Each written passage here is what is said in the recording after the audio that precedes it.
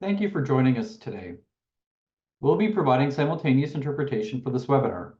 To utilize the interpretation feature, please click on the interpretation button on the bottom of your screen, click Interpretation, and then click English or French.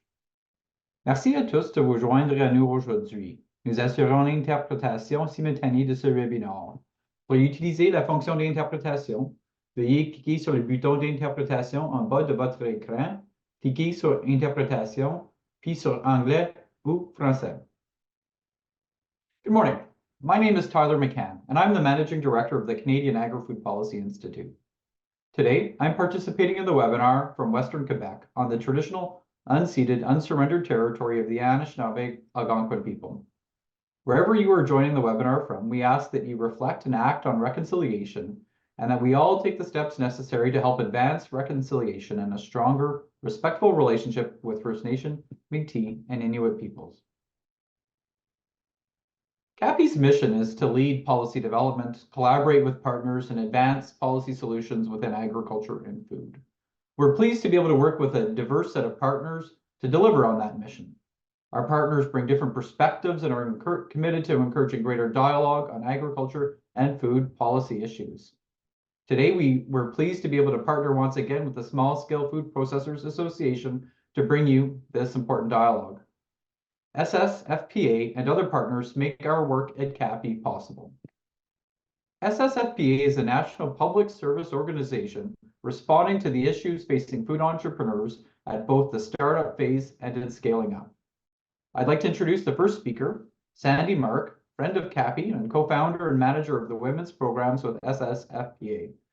SSFPA works with partners across Canada to address the issues that women and intersectional food entrepreneurs face accessing capital, and Sandy and her team work to create a thriving ecosystem of SMEs across Canada. Sandy, thank you for your support and your partnership. Over to you. Thank you very much.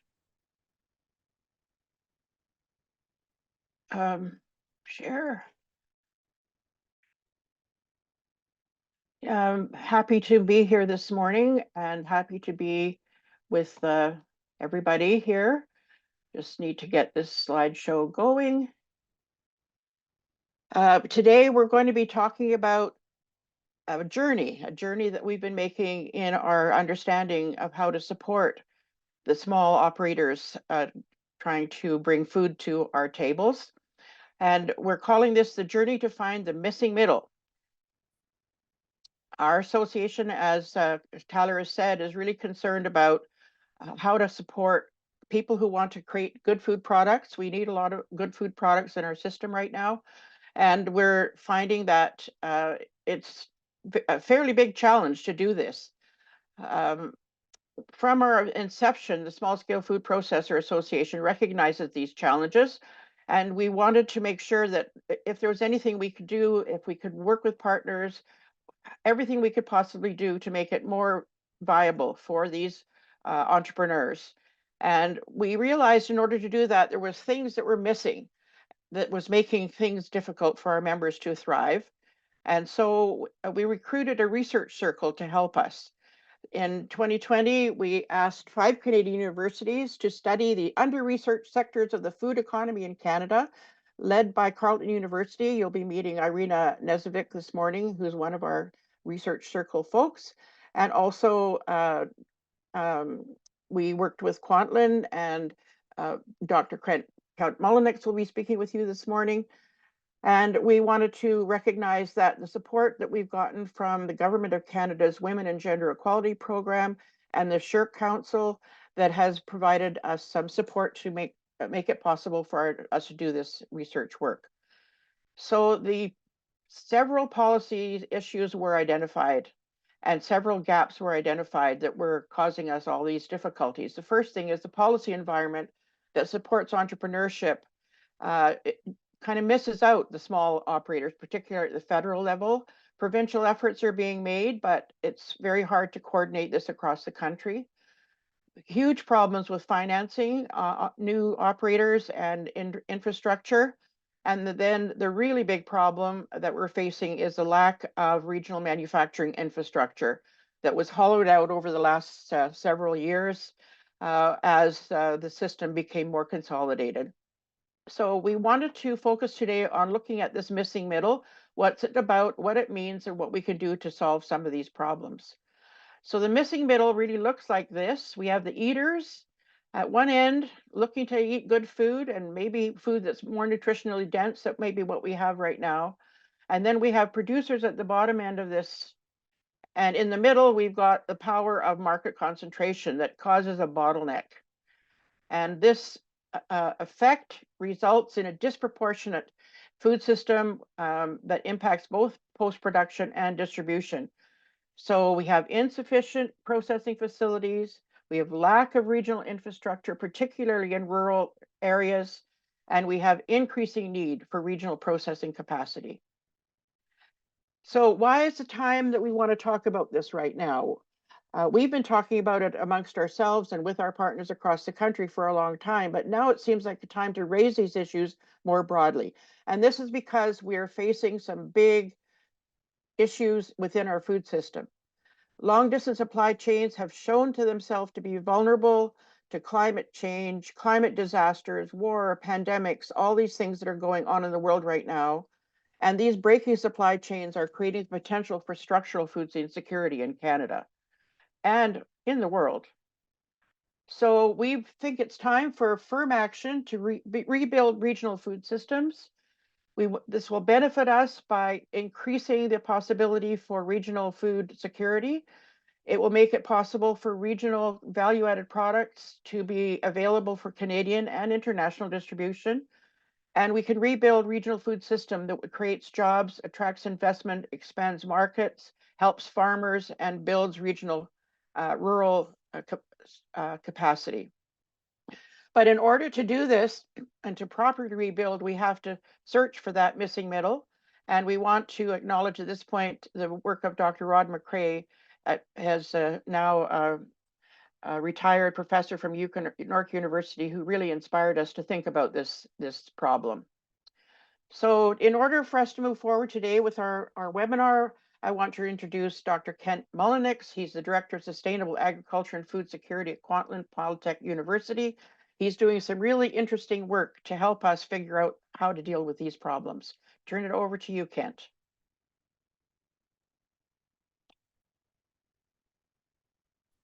Very good. Good morning, everyone. Pleased to be with you all. I am coming to you from the unceded and traditional territory of the Sioux Nation on the west coast of Vancouver Island.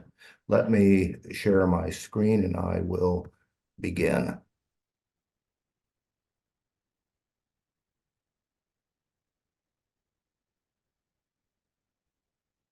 There we go. I want to begin by acknowledging that our food system is the foundation of human sustainability. And if we cannot advance and achieve a sustainable food system, then we are in trouble. And right now, our food system is far from sustainable. As we strive to advance sustainability in our food system, there is a lot of debate and discourse around what directions we need to go, what we can do to achieve a sustainable food system.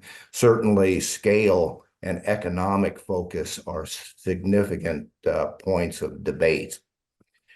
I am offering that we need to re-regionalize food systems. And we are exploring the concept of organizing food systems on the bioregional level. And I'll talk about why that is in just a moment. But so you know, we have issued some papers on how we delineate bioregions and why we think that is good thinking. Basically, bioregions are areas that share similar topography and plant life and human culture. We believe that bioregional food systems should be advanced because they operate within the environmental capacity of place and would operate hopefully in respect of the ecological attributes of place. They would also operate to benefit local communities within the bioregion. And we're not suggesting that bioregional food systems completely supplant a national or transnational food system, but that bioregional food systems operate in appropriate balance with national and transnational systems. We believe that bioregional food systems would be replete with smaller and medium-sized farms and businesses. It would shorten supply chains. And as I said, it would link food production and to the environment of the places we live and advance sustainability in that way. Oftentimes, it would promote and take advantage of alternate marketing channels, and ultimately, re-regionalizing food systems can and will be a significant local economic development driver and social capital development driver. And I believe that re-regionalizing food systems on a bioregional level will confer adaptation and resiliency to our food system. I'm going to talk a little bit about bioregional food systems and some of the work that we have done to delineate the potentials of bioregional food systems. We believe we've identified 7 bioregions in British Columbia, Canada. And as I said, each of these regions are based on culture and topography and plant and animal life. Ultimately, they're based on level 3 ecoregions. So we have developed a method for delineating the potentials, economic, food production, and environmental stewardship wise of bioregional food systems, because we wanted to move the discourse around local versus transnational out of the realm of rhetoric and into the realm of being fully informed. So we've developed a computational model to assess the food self-reliance capacity of regions in our application bioregions. And we've evaluated the potential to increase food production for local markets and whether doing so could improve self-reliance, benefit the economy, create jobs, et cetera, and how we might mitigate some environmental challenges in the process. This food system modeling method incorporates 2 elements. One is an optimization model that we developed, and it optimally allocates land to produce food to satisfy the food needs of a population in a bioregion. And then we coupled that with the provincial input-output model to assess the economic impacts of regionalizing food systems. And I want to note that the models that we generate, that this modeling is not predictive. It's simply used for exploration. And this is an illustration of the computational model. It's a complex relationship of inputs and outputs, and we certainly don't have time to go into the details of this, but know that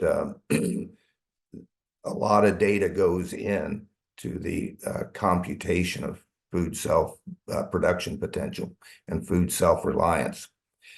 Then when we run the model, we are able to evaluate the outcomes of the food system modeled against indicators, and this is on screen now is a list of the indicators that we have used to evaluate the potentials of a regionalized food system. And I won't go into these in detail. Again, we don't have time. In any given region, the indicators can be chosen, and indicators other than these might even be evaluated. So it depends on what's important in the region. So we have conducted studies using these modeling tools in the Southwest British Columbia bioregion, which is where Metro Vancouver is. A very dense population in this bioregion, but also replete with substantial agriculture. And in fact, the Fraser Valley and Metro Vancouver are major agriculture areas in Canada. We have also conducted a similar study in the Okanagan bioregion, which is adjacent to the Southwest BC bioregion in the southern interior of British Columbia. And it too is a major agricultural region in British Columbia and Canada. Before I share results, I want you all to know that the results of these modeling studies are available on the Institute for Sustainable Food Systems website. And for each of these studies, we have produced a full report, and it is downloadable. And I encourage you all to take a look. We wrote these reports in a less technical way, so that the information is accessible to policymakers and to activists. But we've also produced research briefs for both of these studies, and that provides more technical methodological information and data. And then we've also produced policy briefs that support the findings of these studies in terms of advancing them. All of these are available online. So when we run these models, we are essentially we can create scenarios of a future preferred or considered food system.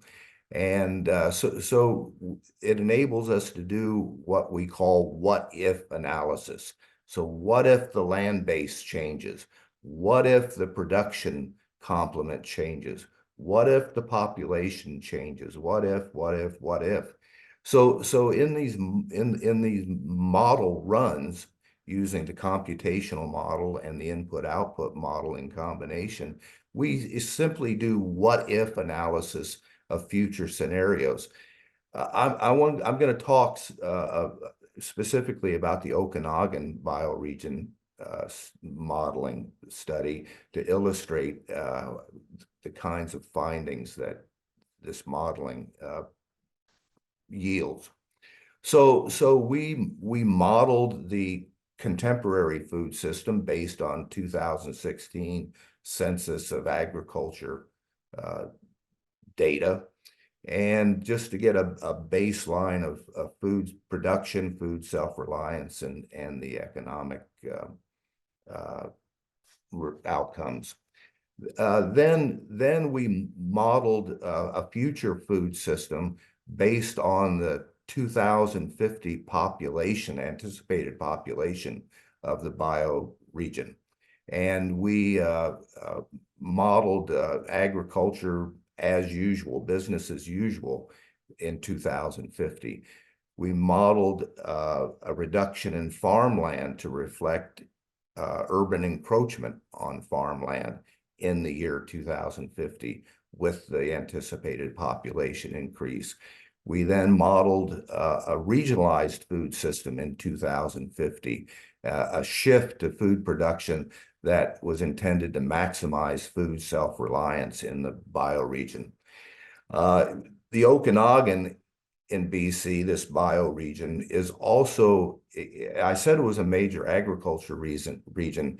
It is one of Canada's premier deciduous tree fruit production areas, apples and pears, and a significant wine producing region and wine grape producing region.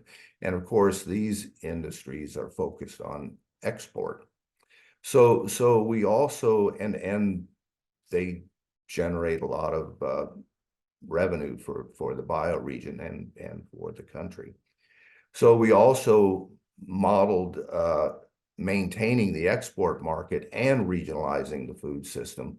And we modeled changing local diets and then expanding the agricultural land base. So just this gives you an idea of the different permutations of a future that we can model using the tools that we developed. So let me just share with you a little bit about our findings.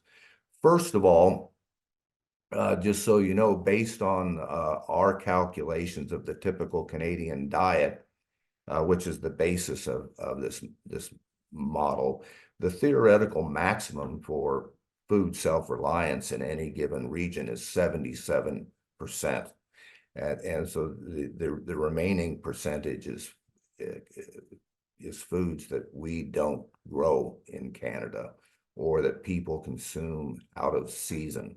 So the only way to achieve food self-reliance levels greater than 77% is to change diet.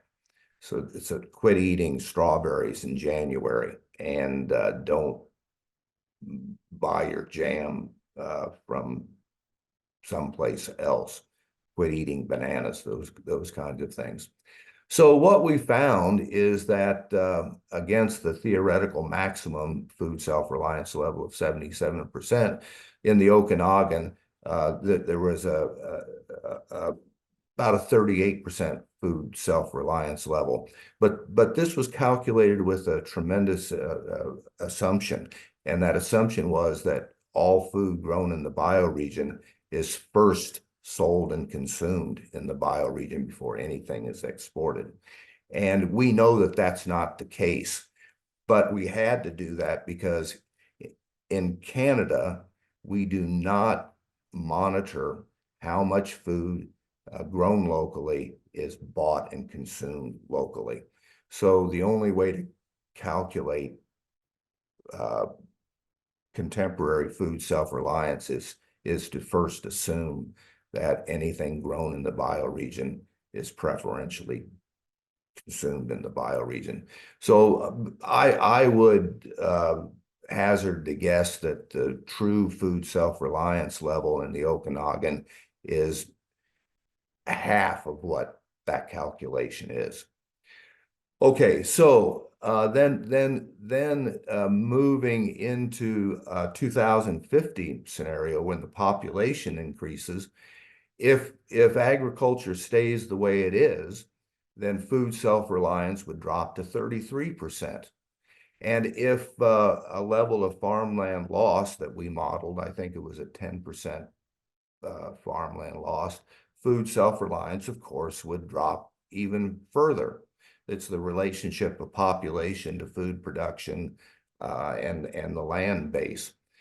But we also calculated that if the land were used to produce food for a local food or a bioregional food economy, that food self-reliance would nearly double to approaching 70%.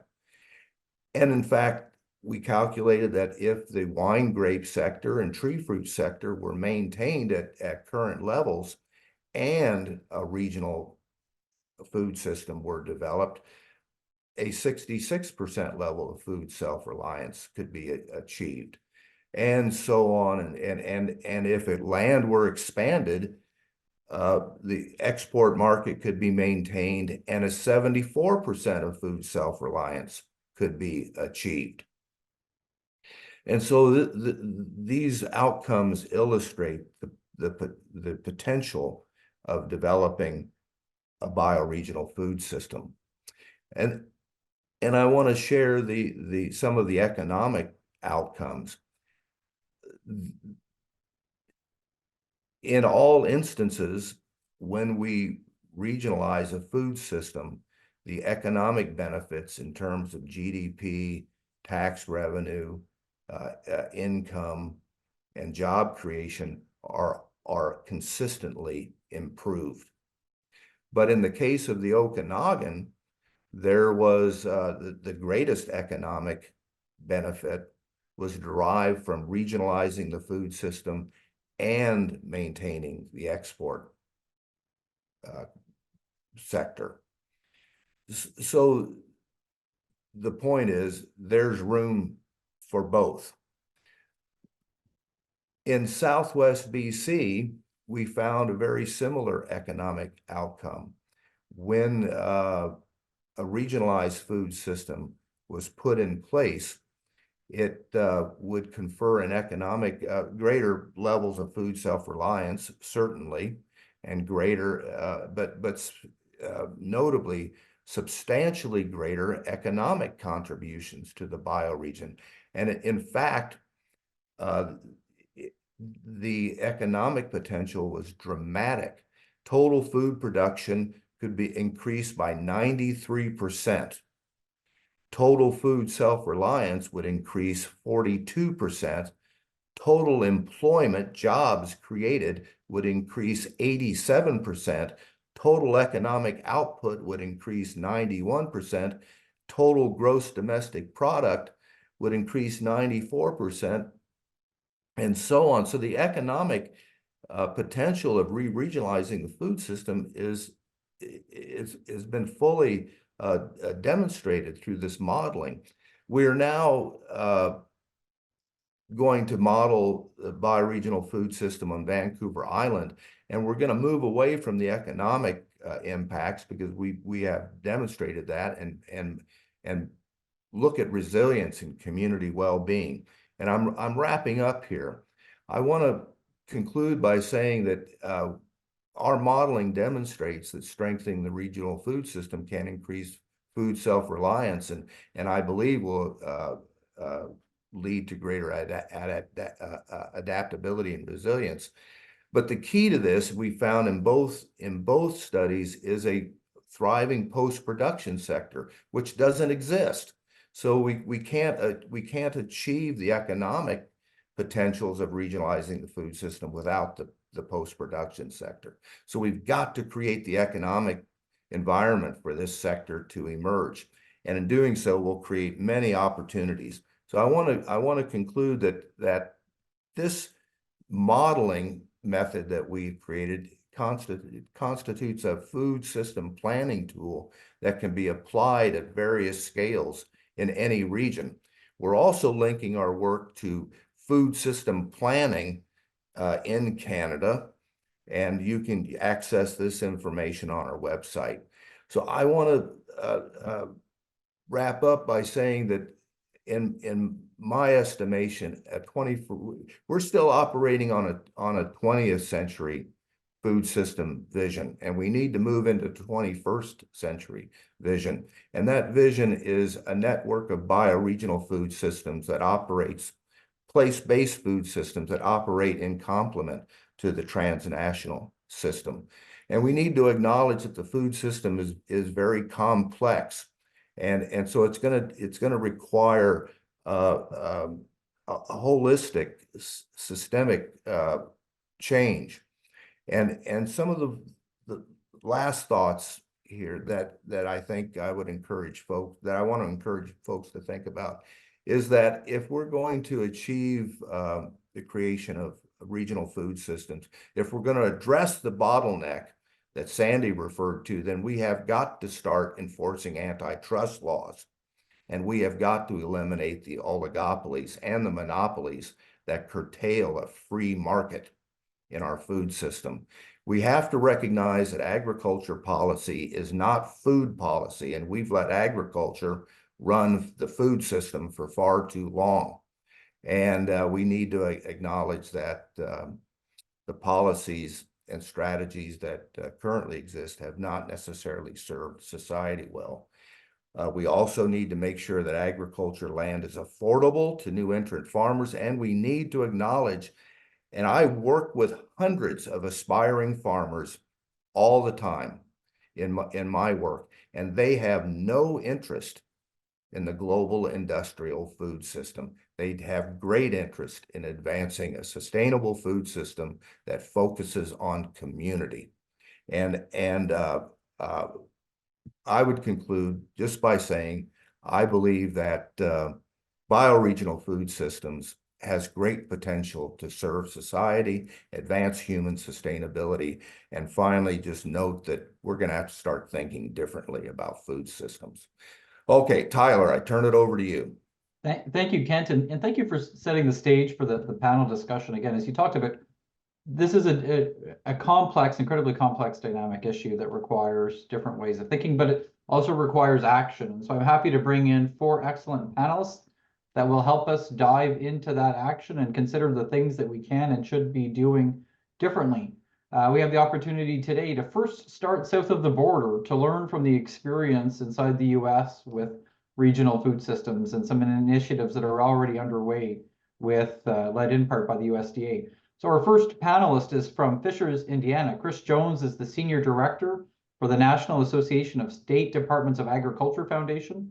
His background is in consumer packaged goods and market development, having held various director roles at the National Pork Board before joining the National Association of State Departments of Agriculture Foundation, where he serves and focuses on enhancing the foundation's initiatives and visibility, drawing from his experience in diverse sectors, promoting ag commodities, and fostering collaborative efforts within the industry.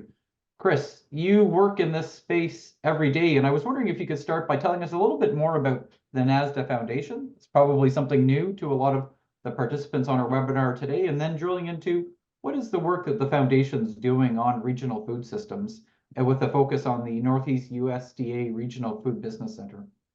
Great. Well, thanks, Tyler, for having me, and excited to participate, excited to have this conversation because I think first and foremost, food doesn't simply stop at a simple line, whether it be town, county, state, province, country, right? It's food production, food systems are global capacity. And so as Tyler mentioned, the NASDA Foundation really does work to enhance food and ag communities through education, outreach, and research. And so we work on behalf of the state departments of agriculture in all 50 states and the 4 US territories.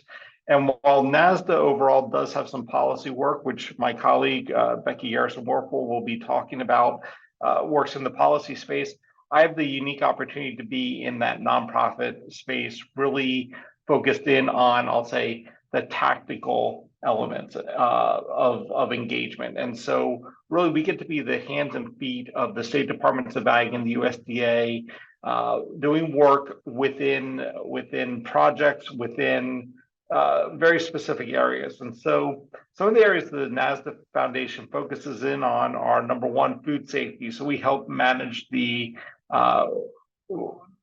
the Food Safety Modernization Act work through the FDA in the US. We also work through rural and business development, workforce development, food and nutrition security, as well as projects in natural resources. And so some of those things that we work through are the implementation of the policy that our members really generate in those areas. And so that can include, for instance, number one, we help the USDA and the Ag Marketing Service with their GAP program, which was the Good Agricultural Practices, which enhances the ability for small and mid-scale producers to have food safety plans, on-farm readiness reviews, and allow them to have some certifications that will enable them to compete with larger scale production systems. We also work in a project that we do is our Farm to Food Accelerator that engages directly with small and mid-scale producers and food entrepreneurs to develop value-add food products that really engage those producers from mission, vision, planning, all the way through to product launch, nutrition planning, food safety, etc. So it's really bringing that value add product to market. We do things with water quality, habitat restoration through natural resources. We also think about producer finance. And so we have programs that we work on with the Council for Development Finance agencies, thinking about how we can bring Finance 101 or financial tools to bear for small and rural communities, communities of need. And so we have some pilot programs going on right now in those areas. And then finally, we do some programs with the next generation, so student programming. How do we engage that next and now generation into ag? Because we know that the farmers and producers are tending to age a bit. And how do we engage that next generation to further the industry moving forward? But specifically, we want to mention the Regional Food Business Center and some of the work that's being done now in this space. The Northeast Regional Food Business Center, which the foundation has the privilege of helping to lead, is one of 12 that's located throughout the United States. Our center goes from Maryland all the way through to Maine, so we cover about 12 states as well as the District of Columbia there. Of the centers, there are 11 that are regional, similar to ours, and then there is one that is a national center as well, run by the Intertribal Ag Council, that looks at the indigenous population of the tribal nations throughout the country to provide benefits there. The centers really focus in, or our center is focused in on facilitating and establishing opportunities to develop and amplify local and regional supply chains. Strong emphasis is being placed on equity and community resiliency into the systems in the Northeast. And some of that's going to be about uncovering barriers and opportunities there, but then also understanding how we can pilot programs to then build upon things. And so while this is a new program from the USDA, we know that over the next 5 years, there are going to be times where we're going to need to pivot into new areas and be sure that we're engaging appropriately. In order to do this, we do have 5 objectives. Number 1 is network building. Number 2 is supporting the community through technical assistance, because not every small scale or mid-scale producer, that missing middle, not everyone has the ability or know-how of applying for grants or the Finance 101, et cetera. So how can we provide technical assistance to a broad base? Number 3 is all about capacity building. So while we have some funding that will go into technical assistance, we have another large chunk that will go into capacity building specifically for that first mile of the supply chain. So think about from farmer all the way to early distribution methods. And that may be into local food hubs or other aggregator type solutions. We're not talking about the larger scale food systems. We are talking about that first mile. We do want this program to be sustainable. So that's our 4th objective. But then underlying all of this as an objective is, how do we ensure that there is a DEI lens in all of this? How do we think about diversity, equity, and inclusion and all of that? So as we've developed our collaborative structure, we think about our core team that's working between land-grant universities, local community centers, state departments of ag, and the foundation. But then we have our strategic stakeholders, our members from the State Department of Ag. We do have a full DEI council that we rely on to help us along the way.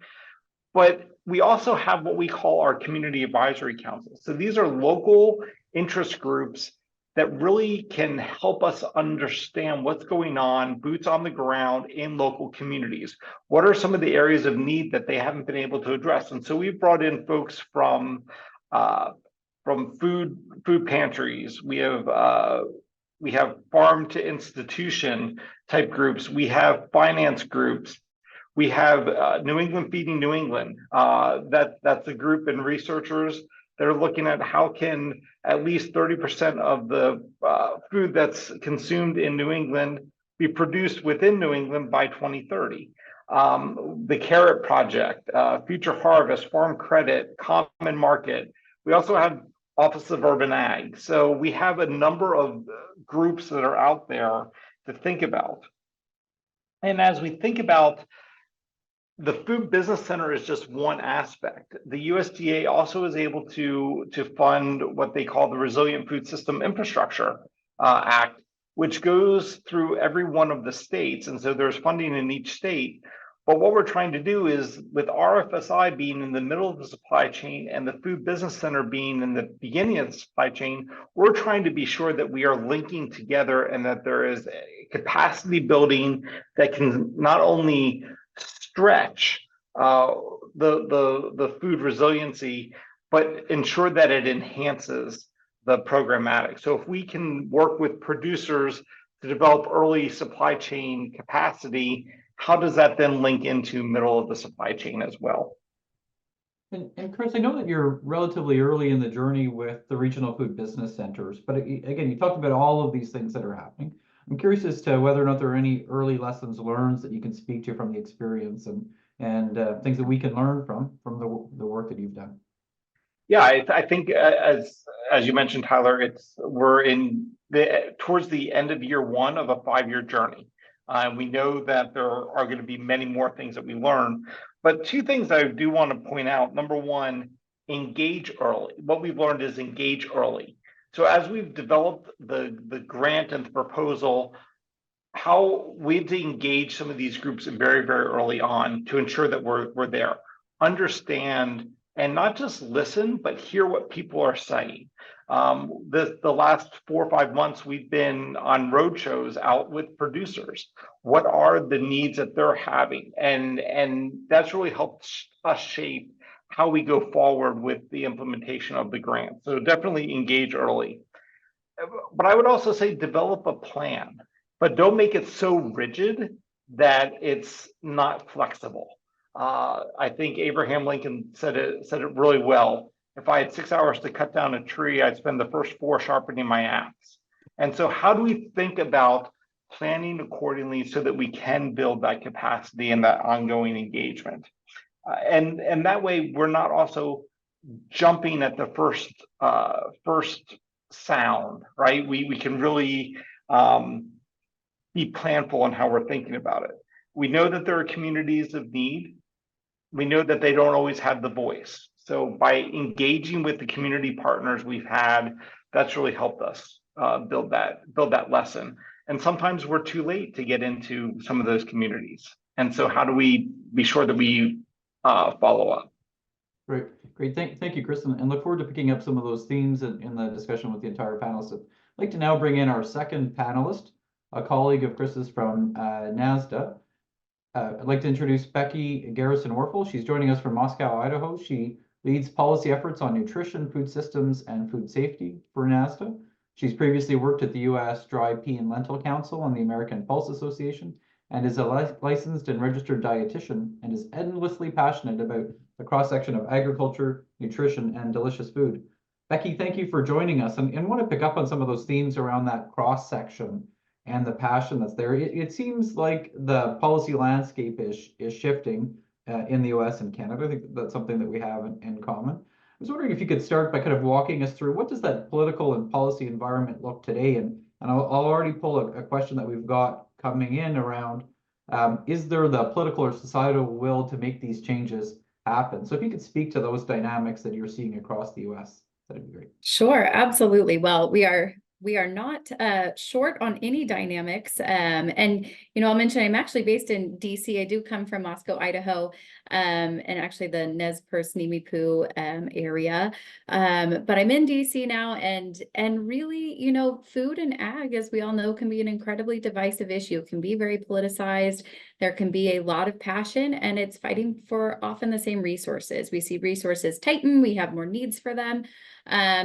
And more asks of our government. And so it becomes very, very divisive. And so I think that's where NASDA holds a very unique space to have all of our members of the state departments of agriculture come together, which is no easy task, as 50 different states. You can think of, Texas and New York and California are very they too have different political views, but they come together in a bipartisan fashion and look to have a unified voice. And really, that's what we need right now. Looking at Congress and looking at how divisive it is, how hard it is for anything to pass right now, we have to have bipartisan policy and initiatives move forward so we can bring as many folks together. We can feel like constituents in all states are benefiting from this. So whether that's urban consumers who know nothing about a farmer and a producer, but also looking at our rural communities and how do we lift those up. And I think, circling back to what Kent said, it's making that economic impact. And that's how we get all the folks on the right bandwagon to move forward in the policy space and in the political space. And do you think that this desire to create more regional food systems is one of those unifying issues across agriculture and food? Sure, absolutely. I think prior to COVID, the interest was there, the passion was there. It wasn't like it is now. We saw the breakdown of the systems. We saw the supply chain fall through the cracks. We saw businesses go out, and we saw populations in need.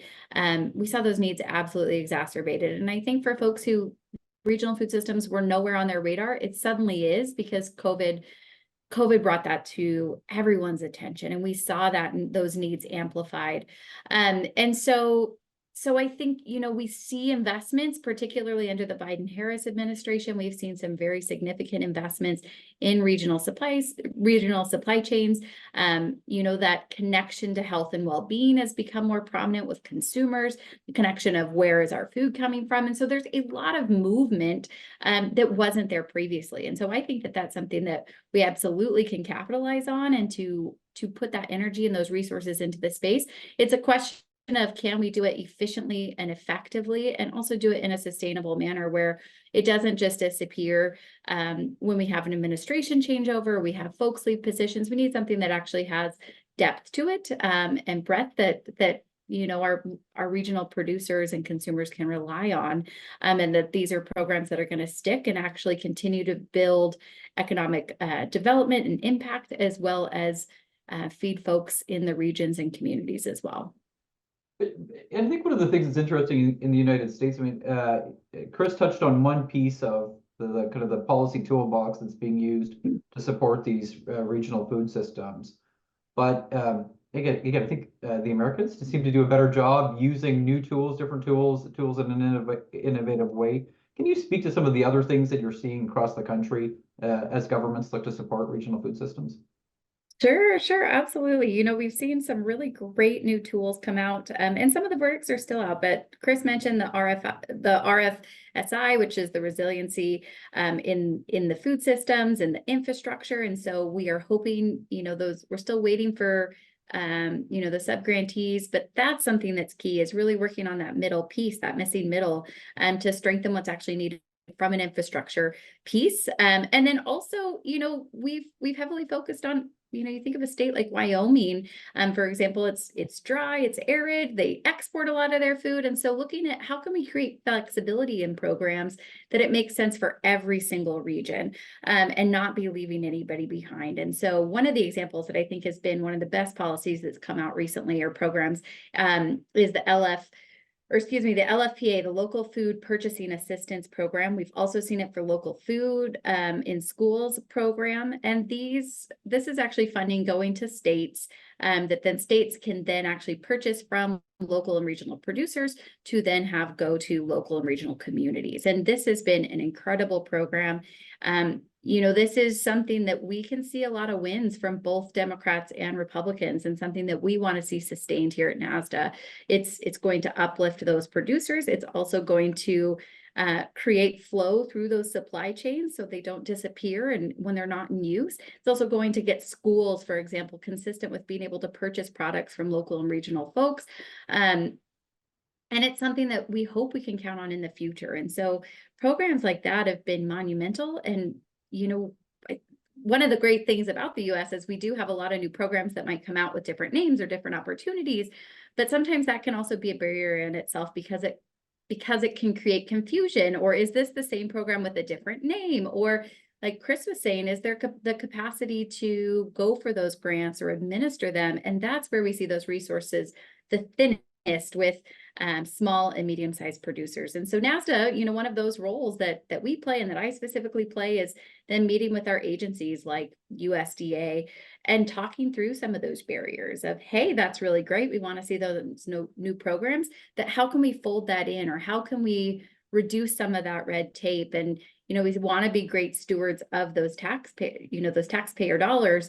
But how do we actually make sure that we are reaching the right folks, the intended folks at the end of the day with these new programs created? And new programs, they can be pretty contested. If it's not your administration putting out the programs, they're likely to disappear. And so while it's great, we don't want them to disappear, or we don't want to have folks build their livelihoods around great programs that are just going to dissolve. That's a big cost to all of us to have something be built and disappear. And so that's where we come in and we talk about what's working between agriculture, between nutrition, between nutrition assistance programs, and encourage a space that we can actually see longevity, consistency, and build upon, versus sort of an erase and start over sort of situation, which we often see in the political field. Great. Well, thank you, Becky. We'll come back to some of these themes, and I think we're going to build on them with our next panelist. And so Katie Damon is the project manager of the Food Ecosystems Project with Food and Beverage Manitoba. She's joining us from Winnipeg. Katie spent significant time speaking with industry stakeholders in Manitoba, working with them on how to create a stronger, more resilient regional food system, which includes addressing this issue of the missing middle. Katie, I think Becky started off on some themes that probably resonate with you around the accessing programs, those challenges around a shifting landscape. But your bio noted that you hope over time more people can experience the joy, the connection, and the agency in their food system and beyond. I want to start by picking up on that, just to say, how would you rate the health, the joy of the people that are involved in that ecosystem that you work in Manitoba today? Mm-hmm. I mean, I think there is a lot of joy there. You have to look for it, and it's certainly not always obvious, unfortunately, but it's absolutely there. And it's something that I experience a lot in my neighborhood, having a farmer's market within walking distance, and just with my sort of experience within the regionalized food system, having a strong relationship with a number of farmers and where to go for the pickups, being in contact with them, being able to text them and visit the farms. And I'm really lucky in terms of having those relationships and relationship to my food system. And it's something that brings me immense joy. And I see bringing so many other people immense joy. And I really would love to see that for more and more people. We've talked about, as you said, a number of themes related to that today already around access. So yeah, Becky brought up a number of those issues. Others have brought up those issues around access at the consumer level, but then also market access sort of at the producer level. So it's interesting because the producers want to be able to access the markets, the consumers want to be able to access the food. So why are there these gaps?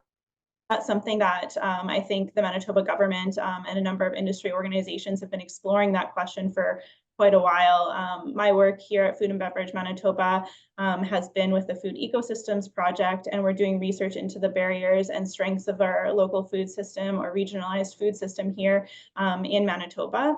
And in 2015, our government actually commissioned a report for the small scale food sector, and there was a number of excellent recommendations that came out of that report. Unfortunately, with a changeover in government, some of those recommendations got dropped.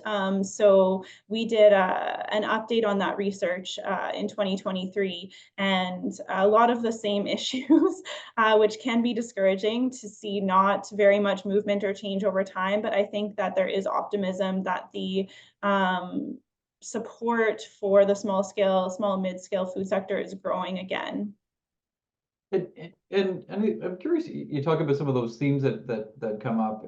In our prep call, you talked about kind of the barriers that companies are facing and the strategies that are being in place. Can you kind of level set with us on what are those barriers that people are dealing with, and maybe offer some suggestions around tools of how they can help, how government policy can help overcome them?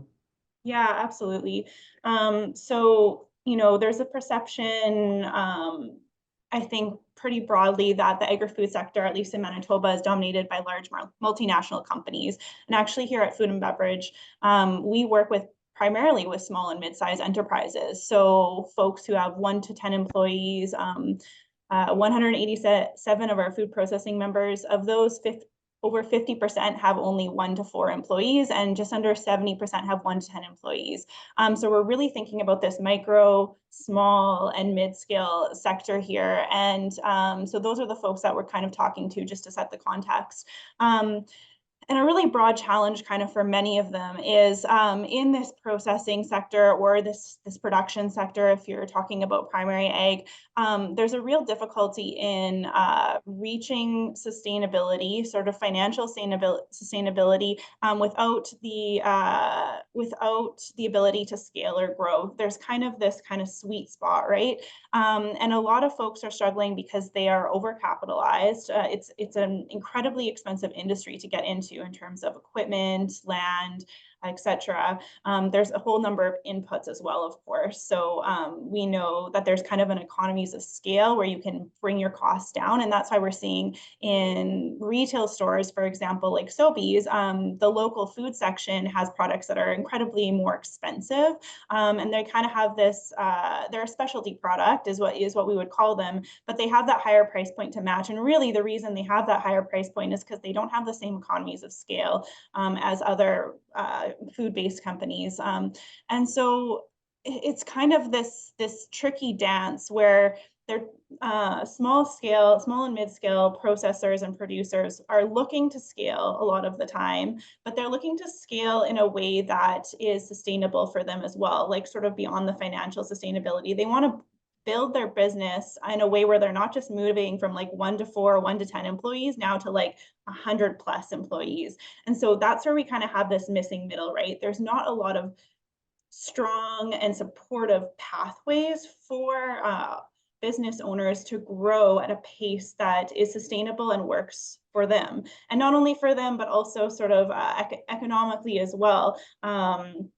We want to see a healthy mix of that small scale, that mid scale, and that large scale sector. And that's not really what we're seeing right now.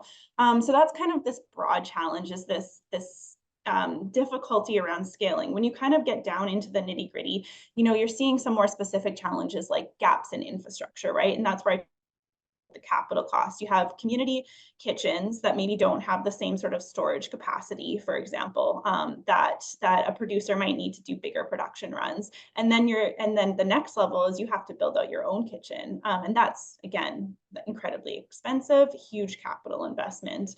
Then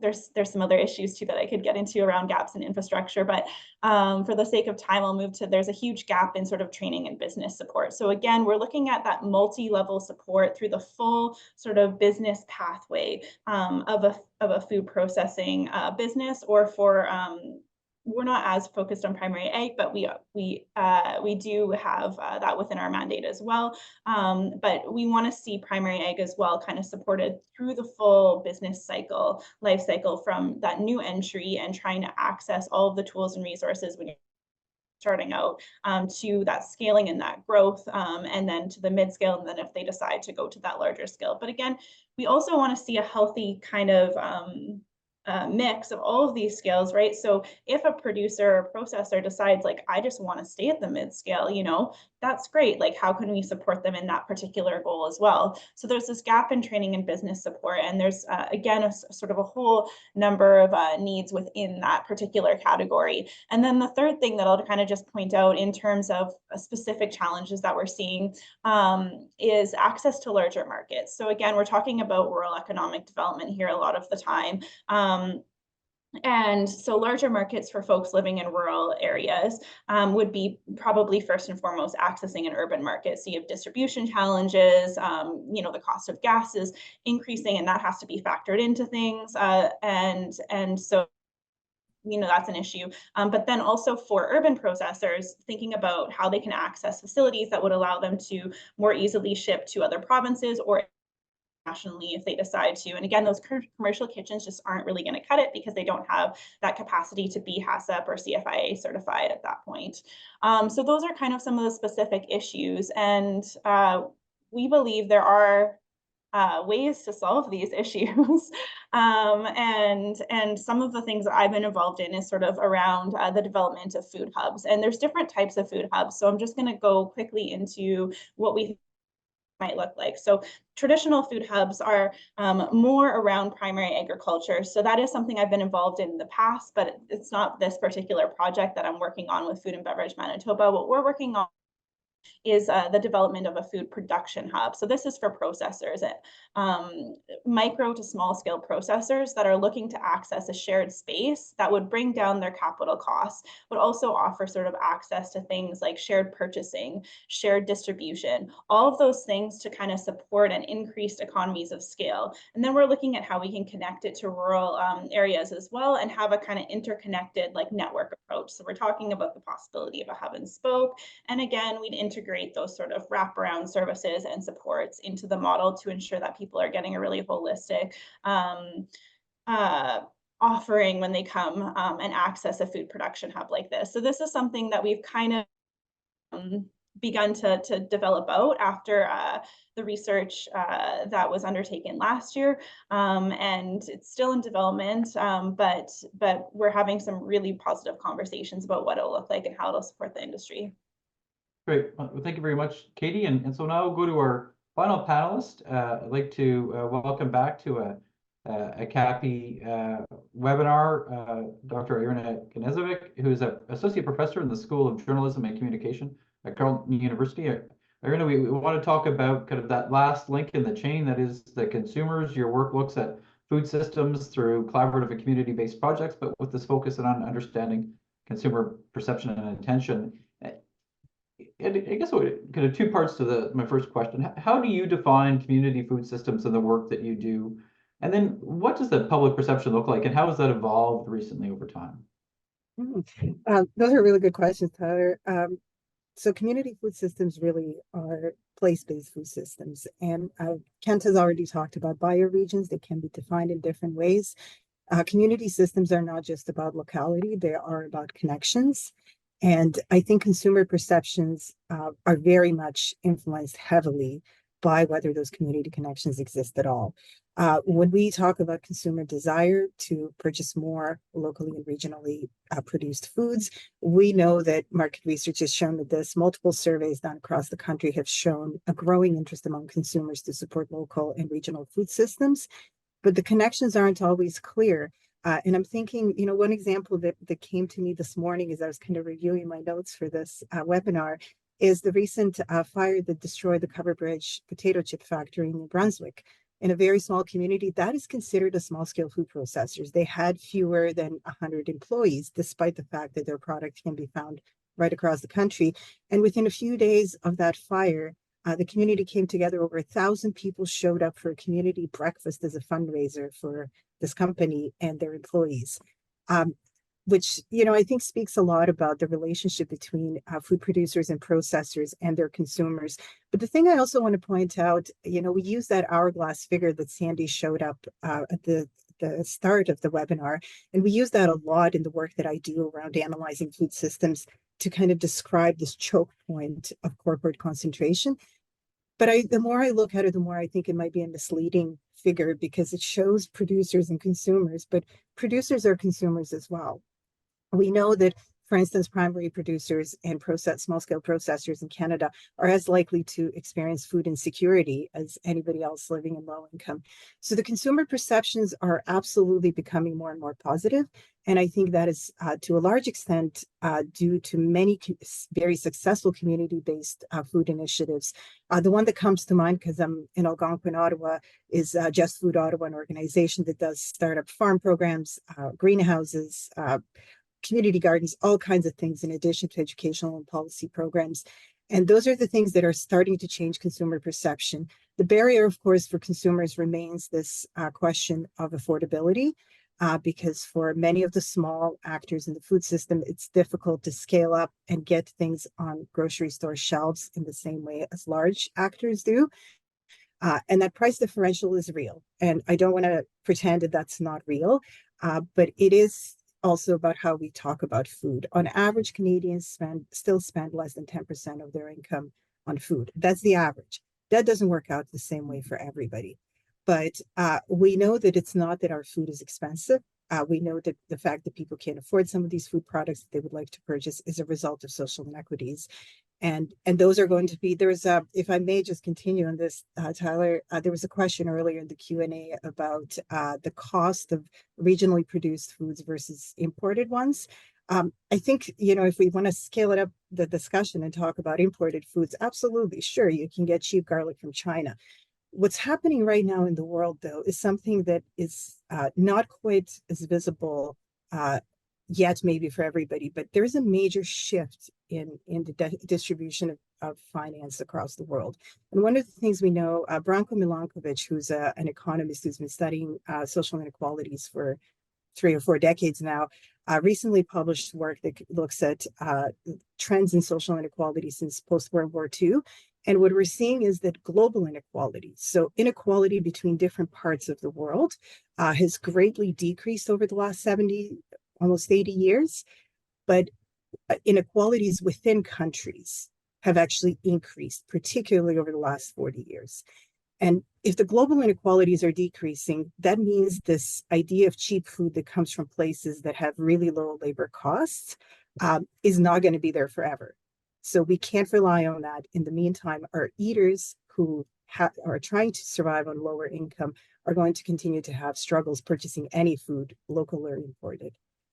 So I know that probably doesn't fully answer your questions, Tyler. I can go on, but No, but that's a good segue. So we'll start to bring the other panelists back in, Irina. But I want to pick up, stay with this theme. I mean, in part, you talked about kind of this concerns around growing inequity, the problems with the global trading system. I think people will speak to one of the reasons we have growing protectionism today is because we didn't do a very good job kind of embracing globalism at the same time as we would maintain and support our domestic communities. When you look specifically around this support for regional food systems, we've gone through this era where COVID highlighted the fragility that exists. We saw this real kind of surge in support for consumers to support their local businesses, but kind of life went back to normal. That support dropped. We've seen this again in the Ottawa region where community-supported agriculture operations have been challenged because consumers have gone back to their old way of shopping, and now we add in kind of high food inflation and the challenges around sustainability, food waste, all of these things. Just curious as to your thoughts around kind of where you see that where are we in the evolution of regional food systems and the support for community food systems? I think that's going to depend very much on the answer. I would like to begin maybe to provide to a question that came in earlier about political and societal will to change to more regional food systems. And I think I don't like to predict things. That's not really my job. I'm not that kind of scientist. I don't try to control and predict, but what I'm seeing in trends is that where we go from here will highly depend on how much political will manages to reflect societal will. I think that food systems are an incredibly important question for right across the political spectrum. I think that supporting regional food systems is not just a question of providing local food. It's a question of regional economic development. Becky spoke about this earlier. So regional economic development is going to continue to be an important part of why we talk about this. It's not just about food. It's about all the other things that come with it. It's about good jobs. It's about thinking about more sustainable practices and a sense of community responsibility. If you are running a Greek yogurt factory and you have byproduct to throw out, if you live in that community, you're going to think about what kind of waste that is. If those decisions are being made in boardrooms half a continent away, then that's not going to look the same. And I think local economic development agencies are going to play a critical role if there is a political will to support them. I think what I've seen with many of the kind of particularly provincial ministry representatives that are regional representatives that in some cases even double as economic development officers is that a lot of their work depends on sort of how they understand their role. Is their role to kind of regulate and control, or is their role to, and this applies to food safety inspectors too, or is their role to support producers and processors and facilitate their success in doing things well? So if there is a political will to turn to sort of more regionally defined needs. And what I mean by that is it's hard for a federal department, for instance, to roll out a program that's going to work right across the country. But we know right across the globe that where we have studied successful food systems initiatives that have improved community-based food systems, that have improved access to food and livelihoods of producers and processors and harvesters. I don't want to forget fishers, etc. That when you do that, where those programs are the most successful is that when they're run by municipal or regional governments. That local food policy councils and municipal initiatives tend to work the best. So enabling municipalities and regional governments to do more sort of place-based, locally suited infrastructure to start with that and to kind of enable new entrants into the sector. Sandy started out talking about the hollowing out of infrastructure in processing, and she also mentioned Rod McRae, who retired after studying food systems for quite a long time.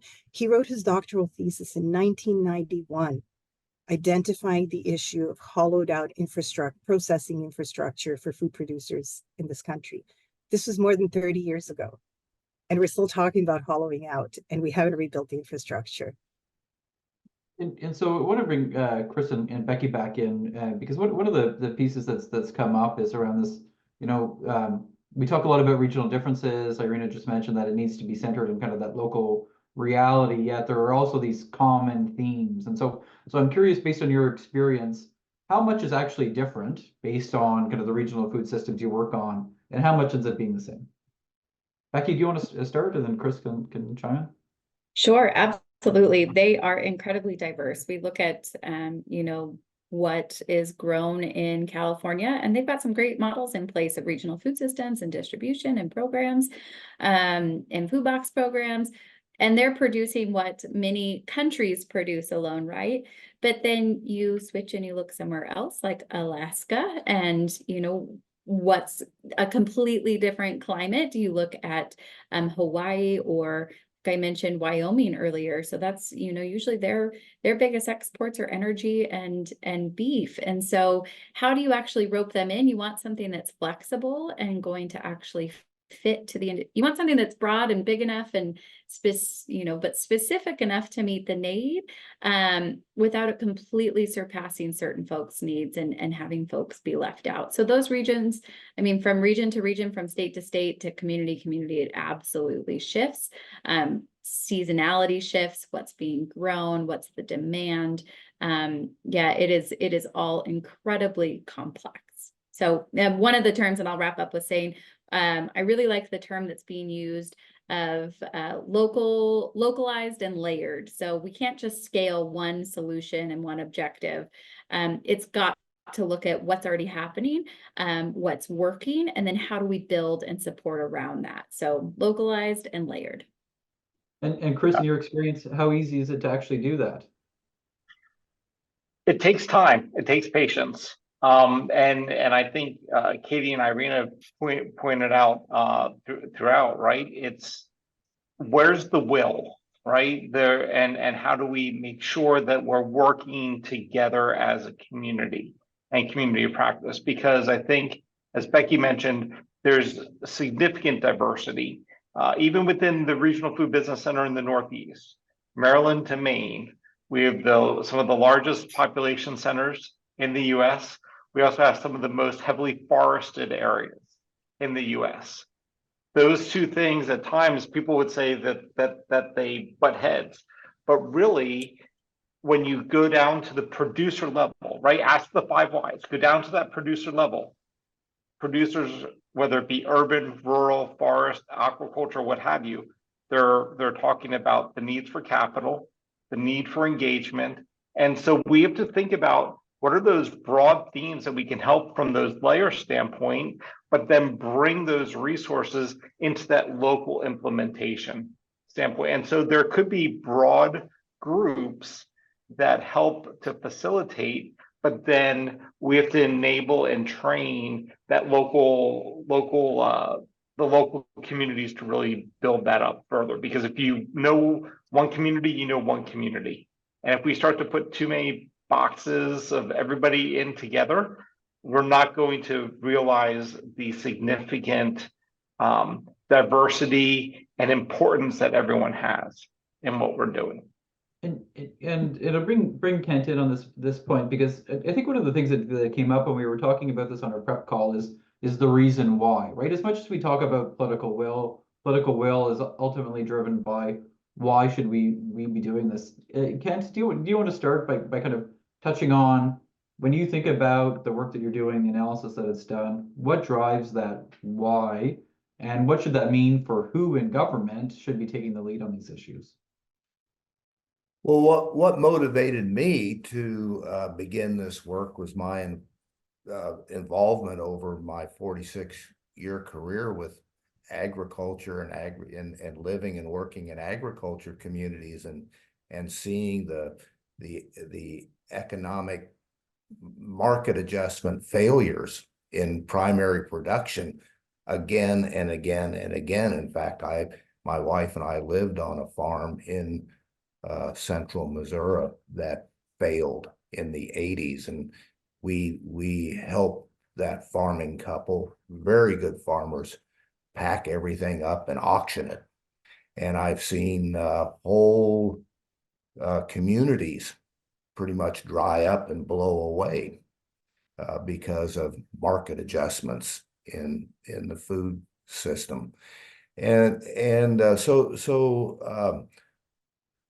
I've also, as an agriculturist, have come to learn of the tremendous ecological impact that agriculture has, and I'm also aware that our food system is not serving all people well, and so, as I said in my introductory comments, there's no way that we could assess the contemporary food system as being sustainable. It's not sustainable economically, it's not sustainable environmentally, and it's not sustainable socially.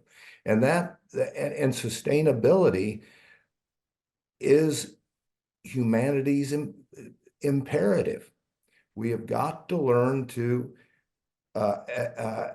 conduct our economy in ways that don't destroy Mother Earth, and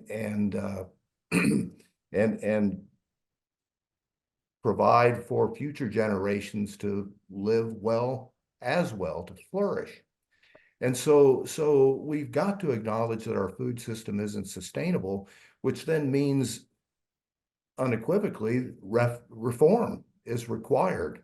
And in my work and studies over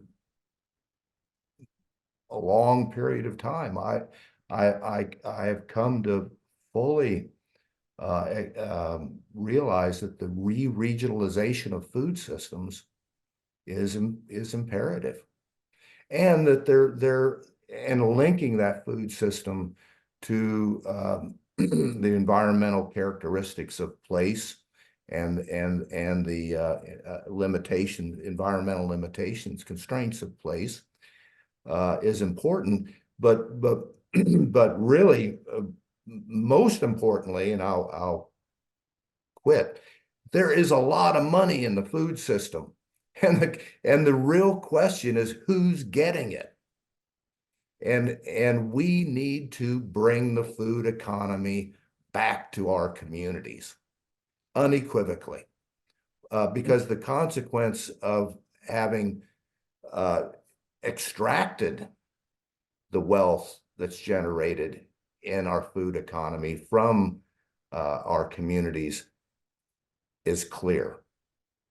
And so Katie, go to you now. Again, I want to go back to this kind of theme. So Kent just talked about sustainability issues, health has come up, economic issues have come up, but I think traditionally these kind of food system issues are owned by the Agriculture Department. Again, it's USDA is funding the initiative that NASDA Foundation's involved with.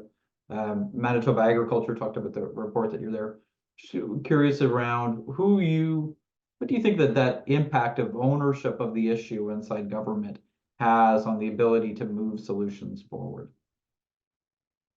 I was just thinking about that when I saw this question in the chat, and it's tricky for sure. when you're speaking to departments, you run the risk of talking about sort of an issue that then they say, this isn't our jurisdiction, right? So when it comes to health, for example, you know, Manitoba Agriculture may say, and this isn't necessarily a direct experience, but they may end up saying, you know, that's awesome. We're very excited to hear about these other benefits, but that's not really what we're trying to address within our department. It's not our department priorities. And so when you have these projects that do span across a number of different departments, there needs to be a strategy in terms of talking to the departments about it, and kind of understanding the interest in having them work together. So you know, for example, you know, you have Manitoba Agriculture, and then in Manitoba you also have, and this is going to be different in every province because they will create their own kind of department names. Economic development, investment, and trade is another, you know, area that the project that I'm working on addresses. But then when you're thinking about sort of some of the implications around food security, then this may have impacts on health and healthcare, right? And that sort of nutritional component and analysis. And then it also has impacts on sort of social assistance and social supports and services as well. And so, and then another one would be around climate and the environment, of course. So these departments are all separated out. And I'm already thinking of more departments that this sort of affects, because with the sort of creation of the production hub that we're working on, it's theoretically going to be right beside an arts and culture hub. So then there's this whole, right in the downtown of kind of our biggest urban center here in Manitoba, which is Winnipeg. And so then you have the possible implications around tourism as well. And you think about, how do you strategically kind of bring these government departments together to work towards a common goal? And that, in theory, is not challenging, but because of the way things are structured, it is challenging. So I think having kind of a strong understanding of the political landscape and how to communicate, and kind of creating that effective communication strategy, is really important for these sorts of projects. Great. And so I'd like to start to wrap things up by going around the table with one question for everyone. And Irina, we'll start with you, and Katie will go to you second. But Irina, if you could recommend one action for governments to take to support regional food systems, what's that one action you'd recommend? Invest in regional infrastructure. And I mean, really, you know, what Kent and Katie's now been talking about in terms of concentration and market concentration, we have concentration starting from farmland ownership. We know that in the province of Saskatchewan, where there are limitations to the size of farmland you can own if you don't live in the province, we have Saskatchewan-based investment firms that are purchasing land, large swaths of land. So if you go upstream, you can see this kind of money and power concentration all throughout the system. And the way to change that is to actually provide material, physical supports that enable new entrepreneurs and current entrepreneurs who are trying to expand and create thriving businesses, spaces where they can actually do that. I think of one processor here in Ottawa, North House Foods. They're actually also a small company, under 40 employees, I think, that are there permanently. And the infrastructure they have to actually produce products that go into grocery stores, and also they're trying to really provide these co-packing facilities for other local processors. It's millions of dollars of investment. And I think creating those spaces for processors so they can build their businesses and then continue to support one another will be critical. Thank you. Katie, to you, and then I'll come to Chris next. What's one action you'd like to see from governments? Really just the same version of what Irina said. So I kind of was reflecting on meaningful co-creation of regionally relevant structures, policies, programs, and land trusts that do support that small to mid-size sector of producers and processors who are ultimately experts in their industry. So we are facilitators here. I'm not a producer, I'm not a processor, I'm a facilitator. And so it's really those producers and the processors who are experts in their industry that require those resources. And we really need to think about the structures, policies, programs, and land trusts that will offer direct distribution of resources, whether it be financial, infrastructure, land, tax incentives, etc., which then would in turn kind of support greater equity and sustainability across the whole food system. Great, thank you. Chris, to you, and then Becky on one action for governments. Yeah, for me, I'm going to build on some of the similar themes. Know that there are differences that everyone has, but come to the table with open minds and understand that perfection can't get in the way of progress. So think about progress over perfection in what we're doing, and sit at the table together, and really say, okay, how do we? It's not going to be one person that gets this done. It's going to be a collective. It's going to be the communities, and we can't let division rule in what we have. We have to figure out how to come together and collaborate and convene the groups.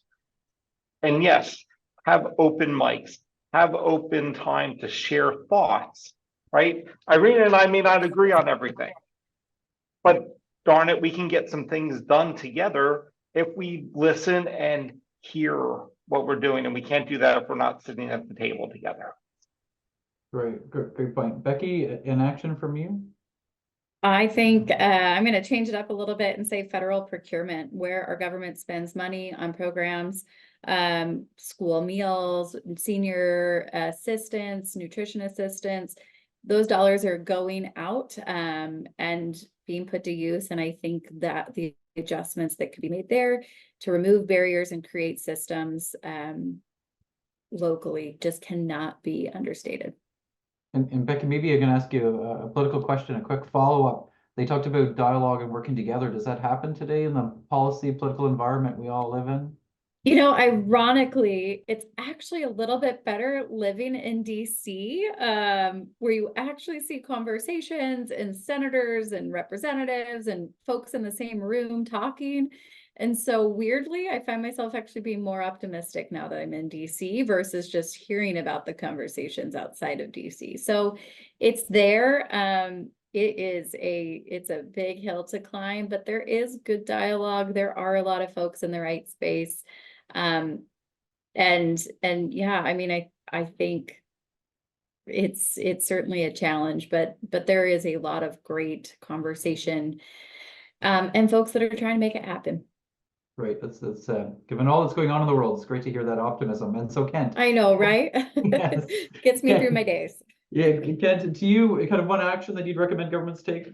Yeah, I hope that policymakers can acknowledge that our contemporary dominant global industrial food system did not just happen.